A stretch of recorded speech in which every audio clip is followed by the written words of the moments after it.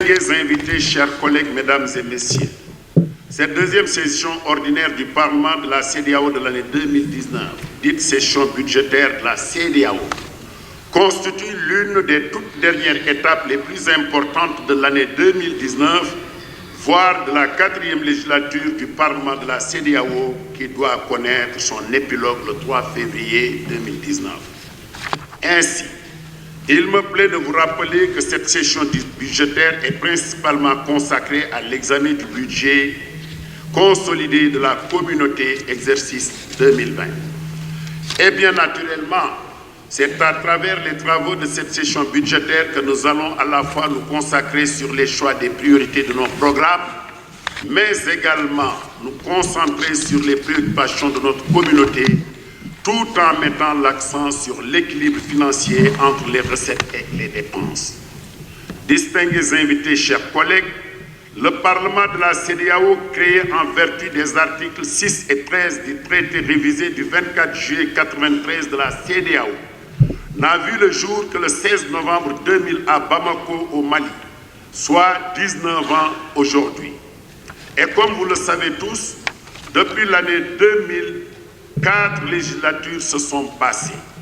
De la première à la 3e législature, nous avons vécu avec un Parlement presque anodin qui n'a pas pu jouer pleinement son rôle dans l'architecture des institutions de la CEDEAO.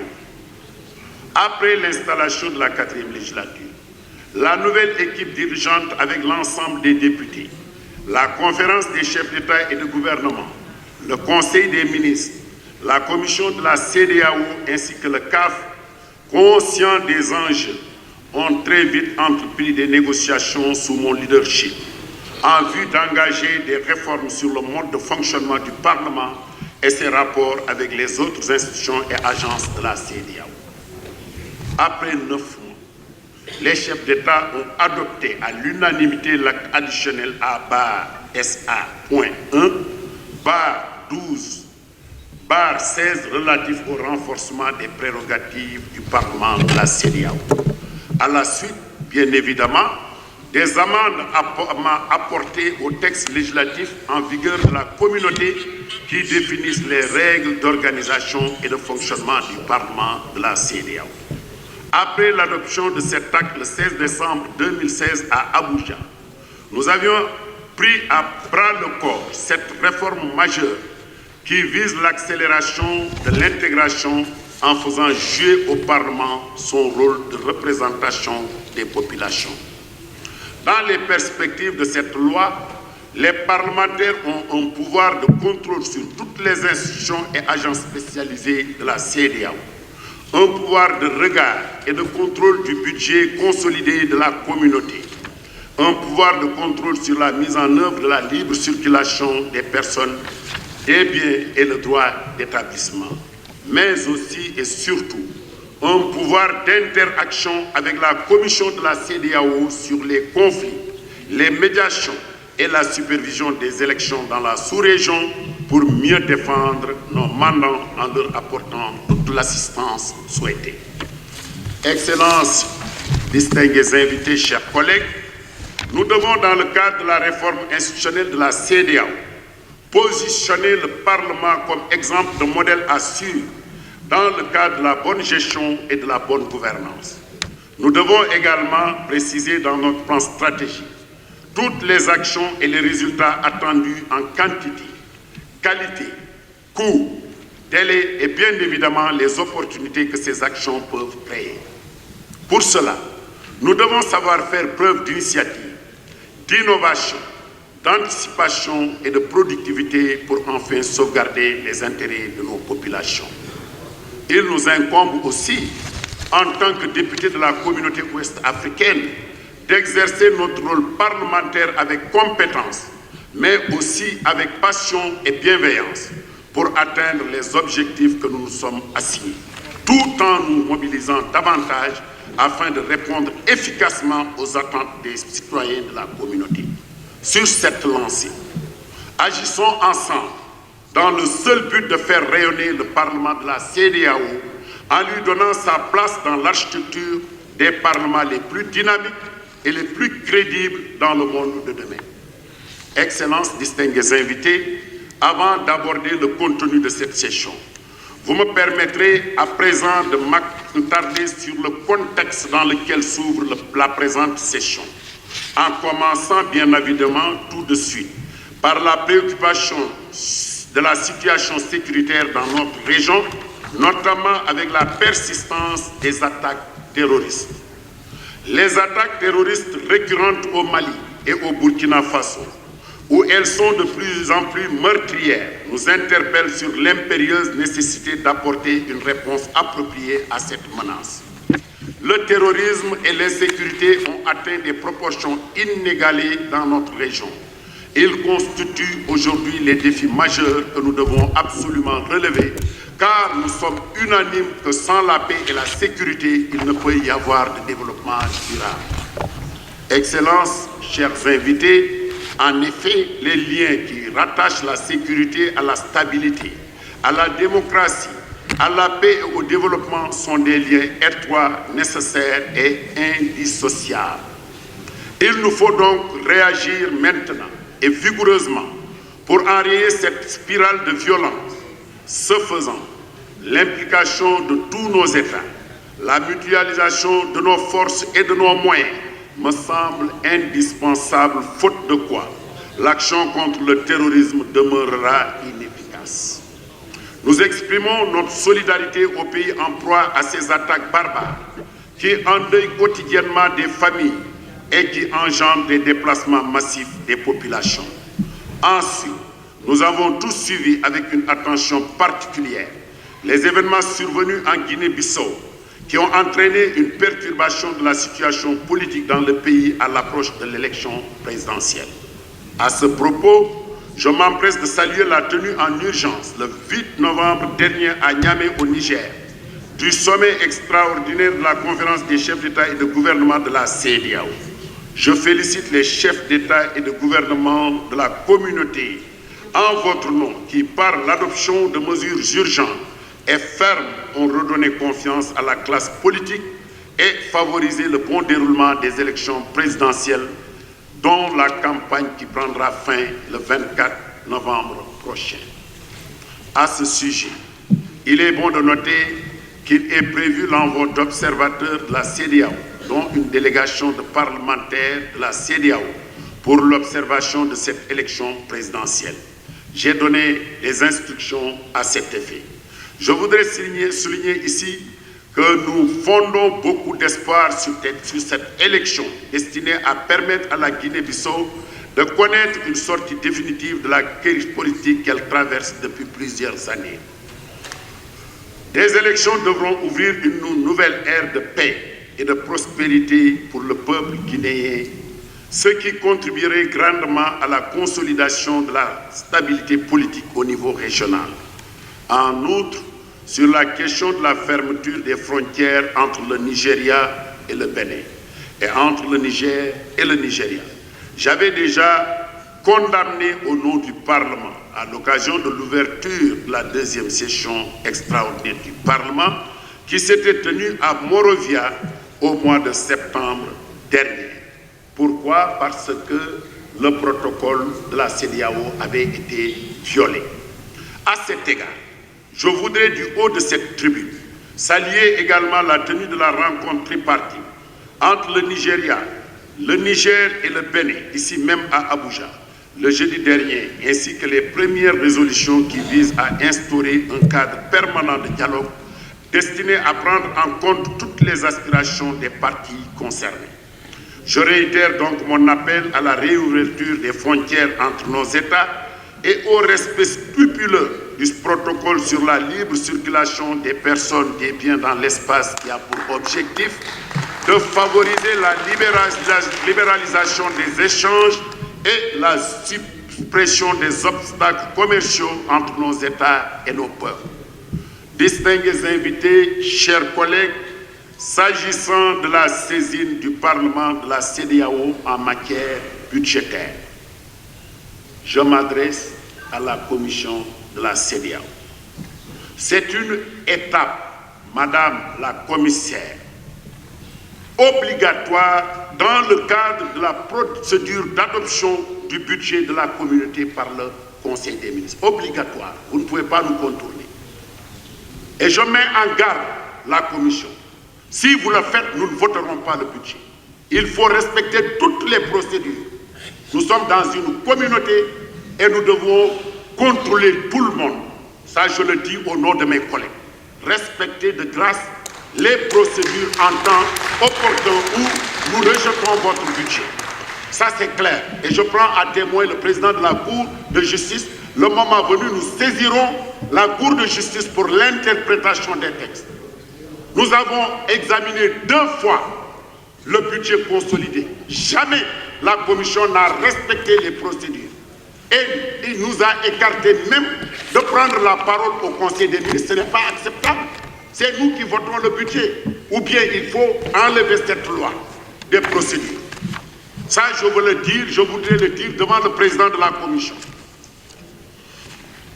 L'adoption du projet de budget de notre communauté est, comme vous le savez bien pour les institutions comme pour les citoyens, un moyen très attendu parce que c'est l'occasion où la commission de la CEDEAO, le comité de l'administration des finances et le Parlement communautaire s'engagent collectivement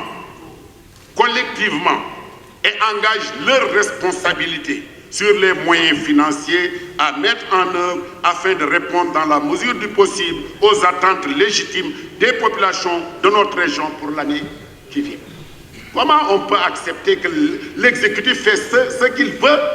Le Parlement vient pour applaudir. On refuse ça. Ça, je le dis. On le refuse. À la réunion du CAF, la commission de la CEDEAO saisira le Parlement. Et nous avons le devoir d'examiner avec rigueur ce projet de budget avant sa transmission au Conseil des ministres. Certes, l'acte additionnel relatif au renforcement des prérogatives du Parlement prévoit, à défaut de donner son avis dans les délais prescrits, cet avis du Parlement est réputé avoir été donné. Pourquoi vous pouvez vous barricader sur cela pour qu'on n'examine pas ce que vous faites? Ce dilemme face auquel nous place la collaboration interinstitutionnelle en matière budgétaire est toujours mal perçu, mal vécu par le Parlement. C'est moi qui le dis.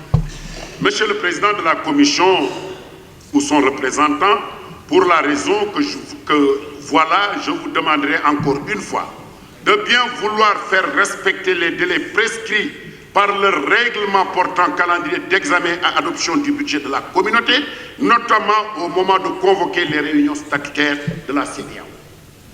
Chers collègues, chers membres du corps diplomatique, vous le savez autant que moi, l'avant-projet de budget 2020 de notre Parlement a été élaboré sur la base des directives contenues dans la note de cadrage budgétaire du président de la commission de la CEDEAO, en tenant compte notamment de la limite d'accroissement fixée dans cette note qui est de 4% pour toutes les institutions par rapport au montant des budgets approuvés au titre de l'exercice 2019. Conformément à ces procédures internes, le Parlement de la CEDEAO a, au cours de sa session extraordinaire de septembre 2019, adopté l'avant-projet de son budget, équilibré en recettes et en dépenses au montant de 20 310 449 unités de compte, soit une hausse de 826 977 unités de compte, équivalent à 4,2 par rapport au budget approuvé au titre de l'exercice qui s'élève à 19 483 473 unités de compte. Chers collègues, au cours de la présente session ordinaire, une dizaine de projets de textes figurent également dans notre tableau de saisie. Il s'agit entre autres du règlement relatif à l'adoption de la politique de la CEDEAO régissant les voyages, la directive portant sur les normes minimales pour l'harmonisation des législations du travail des États membres de la CEDEAO, le nouveau règlement du personnel de la CEDEAO. Par ailleurs, au cours de cette session, le Parlement, avec ses partenaires, organisera également plusieurs ateliers sous forme de séances interactives qui devront permettre de mieux informer de nos relations avec les différents partenaires. Mesdames et messieurs, chers collègues, parallèlement, l'intercession a été mise à profit pour effectuer des missions de coopération et de diplomatie parlementaire. Le processus de recrutement entamé depuis 2017 a été conclu en juillet 2019 avec le recrutement de 28 nouveaux agents professionnels et 28 agents des services généraux qui ont tous pris service le 2 septembre 2019. Madame la commissaire, au terme des dispositions de l'article 28, alinéa B de l'acte additionnel portant renforcement des prérogatives du Parlement, 3 mois avant la fin de chaque législature, le président de la commission de la CEDEAO demande aux États membres d'élire leurs députés au Parlement de la CEDEAO. Le président en exercice de la conférence des chefs d'État et de gouvernement a déjà pris les dispositions pour informer les États en vue de la mise en place de la 5e législature de notre Parlement. Pour ma part, en vertu des pouvoirs qui me sont conférés par l'acte additionnel, j'adresserai dans les jours à venir des lettres au président des assemblées nationales des États membres dans le même sens.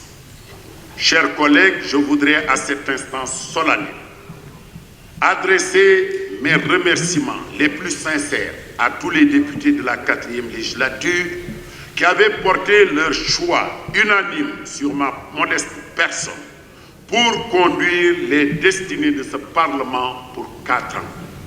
J'aimerais ainsi profiter de cette occasion pour souhaiter à ceux qui vont être réélus pour la 5e législature une bonne continuation et une réussite totale pour l'atteinte des objectifs fixés au Parlement de la CEDEAO. Par ailleurs, pour les députés dont le mandat sera terminé en début 2020 et qui n'auront pas l'occasion de revenir, je leur souhaite aussi un avenir radieux pour la poursuite de leur carrière politique.